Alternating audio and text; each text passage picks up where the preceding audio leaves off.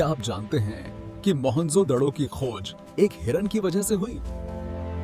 ये है मोहनजोदड़ो, 4000 साल पुराना शहर जो आज भी अपनी खामोश दास्तान सुनाता है।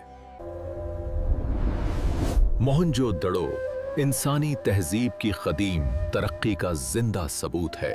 ये शहर कदीम सिंध तहजीब का अहम मरकज था, जहां हजारों लोग तरक्की याफ्ता निजाम के साथ रहते थे। यहाँ की सड़कों का जाल सीधा और मुनज्जम था, जैसे आज के मॉडर्न शहरों में होता है। शहर 2 हिस्सों में बंटा था, बुलंद किला और नीचे रिहायशी इलाका। मोहनजोदड़ो का ड्रेनेज सिस्टम इतना एडवांस था कि हर घर से पानी निकलने का अलग इंतजाम था।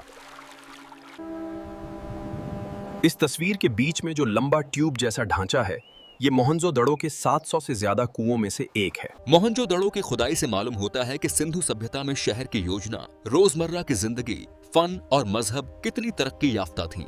ये टूटे हुए बर्तन के टुकड़े हमें बताते हैं कि मोहनजोदड़ो के लोग फन और खूबसूरती को अहमियत देते थे। मोहनजोदड़ो में मिले हजारों मूर्तियां में खास तौर पर महिलावादी फिगर काफी मशहूर हैं। मोहनजोदड़ो के 2 अहम फन नमूने हैं, ज़्वठी प्रिस्ट किंग की बस्ट और कांस्या की डांसिंग गर्ल।